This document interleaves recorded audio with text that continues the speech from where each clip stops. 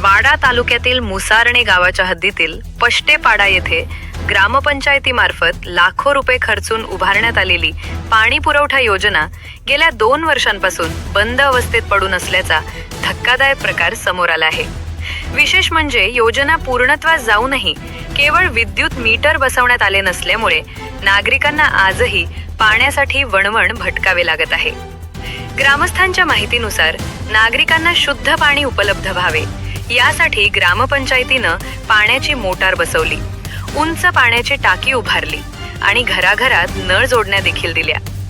मात्र मोटार सुरू करण्यासाठी आवश्यक असलेला वीज मीटरच बसवण्यात आलेला नसल्यानं संपूर्ण योजना कागदावरच पूर्ण झाल्याचे दिसून येत आहे। योजनेवर लाखो रुपयांचा खर्च करूनही प्रत्यक्षात नागरिकांना त्याचा कोणताही लाभ मिळत नसल्यानं ग्रामस्थांमध्ये तीव्र संताप व्यक्त होत आहे। महिला आणि ज्येष्ठ नागरिकांना आजही दूरवरून पाणी आणावे लागत असून प्रशासनाच्या निष्क्रियतेमुळे नागरिकांचे हाल होत आहेत। स्थानिक नागरिकांनी प्रशासन, ग्रामपंचायत आणि संबंधित विभागाकडे वारंवार पाठपुरावा करूनही अधिकाऱ्यांनी दुर्लक्ष केल्याचा आरोप ग्रामस्थांनी केला आहे। काय झाला, किती वर्षापासून आपल्याला पाण्यापासून वंचित राहावं लागलंय? 3 वर्ष झाली टाकी बसवल्याला। पाणी येते का? जरा नाही, अजिबात नाही, बसवल्यापासून पाणीच नाही। तुम्ही याची तक्रार केली का नाही? कोणाला सांगितलं का नाही पाणी येत नाही म्हणून? ग्रामपंचायतला मिटिंगला पण जाऊन येतात बाया सगळ्या, पण ते 2 दिवसात मीटर देऊ, 2 दिवसात मीटर देऊ।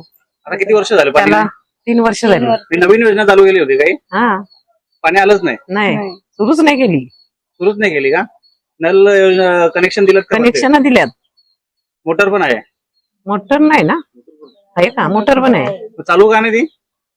मीटर नाही ना। मीटर नाही दिल्याला 2 वर्ष झाले? 2 वर्ष झाली। तक्रार पण गेली। आता तुम्ही पाणी घेण्यासाठी कुठे जाता? पाणी कुठे भरता तुम्ही?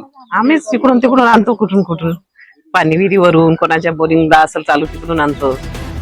ग्रामसेवकांना सांगितलं ते लक्ष दिलं नाही का तुम्ही? लक्ष नाही देत ना, पैसे भरलेच बोलतात मीटरचे।